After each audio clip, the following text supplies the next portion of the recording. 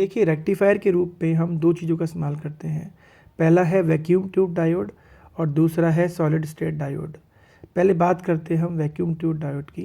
देखिए vacuum tube diode का जो इस्तेमाल था वो हम बहुत पहले किया करते थे, लेकिन अब इसका इस्तेमाल नहीं किया जाता। अब हम सॉलिड स्टेट डायोड का इस्तेमाल करते हैं। वैक्यूम ट्यूब डायोड का जो स्ट्रक्चर होता है वो एक्स रे ट्यूब की तरह ही होता है। यहाँ पर भी दो इलेक्ट्रोड्स होते हैं, पहला है कैथोड और दूसरा है एनोड। कैथोड नेगेटिवली चार्ज होता है, एनोड पॉजिटिवली चार्ज होता है। कैथोड इलेक्ट्रॉन्स को इमिट करता है, इसीलिए हम इसको बोलते हैं इमिटर। एनोड इलेक्ट्रॉन्स को कलेक्ट करता है, इसलिए हम बोलते हैं इसको कलेक्टर। और ये दोनों इलेक्ट्रोड्स एक ग्लास एनवलप जो कम्प्लीटली वैक्यूम्ड होता है उसके अंदर इनक्लोज होते हैं। देखिए बहुत सारे डिसएडवांटेज है जिनकी वजह से हम इसका प्रयोग नहीं करते हैं। पहला तो इनका जो साइज़ है काफ़ी बल्की होता है। दूसरा इनकी लाइफ काफ़ी शॉर्ट होती है। इसके पीछे बहुत सारे कारण हैं। जैसे जो ग्लास ट्यूब का इस्तेमाल किया जाता है वो काफ़ी डेलिकेट होता है, या आप ये कह सकते हैं कि जो इनकी जो फिज़िकल स्ट्रेंथ होती है वो काफ़ी कम होती है, इसीलिए इनकी जो रिलायबिलिटी होती है वो काफ़ी कम होती है, मतलब इन पर भरोसा करना मुश्किल था।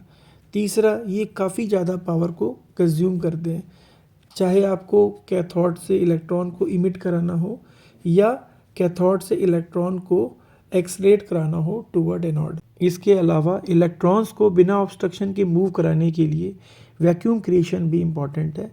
सिक्स, ये काफ़ी हाई वोल्टेज पे ऑपरेट करते हैं। इसके अलावा इनकी जो कॉस्ट है वो काफ़ी हाई होती है। यही रीज़न है कि हम अब वैक्यूम ट्यूब डायोड का इस्तेमाल नहीं करते हैं। दूसरा है सॉलिड स्टेट डायोड।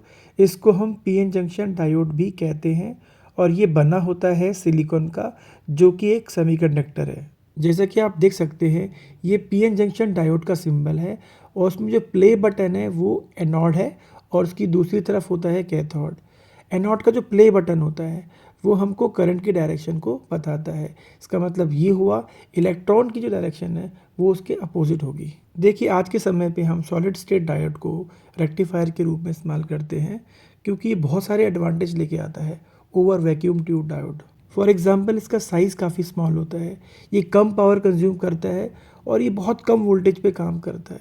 इसके अलावा ना तो इसको हीटिंग की आवश्यकता होती है, ना ही यहाँ पर हमें कोई वैक्यूम क्रिएट करने की आवश्यकता है। इसके अलावा इनकी जो लाइफ है काफ़ी लंबी होती है क्योंकि इनकी जो फिजिकल स्ट्रेंथ है वो काफ़ी ज़्यादा होती है। So they are more reliable as compare to vacuum tube diode. Lastly, ये इतने ज़्यादा एक्सपेंसिव भी नहीं होते हैं।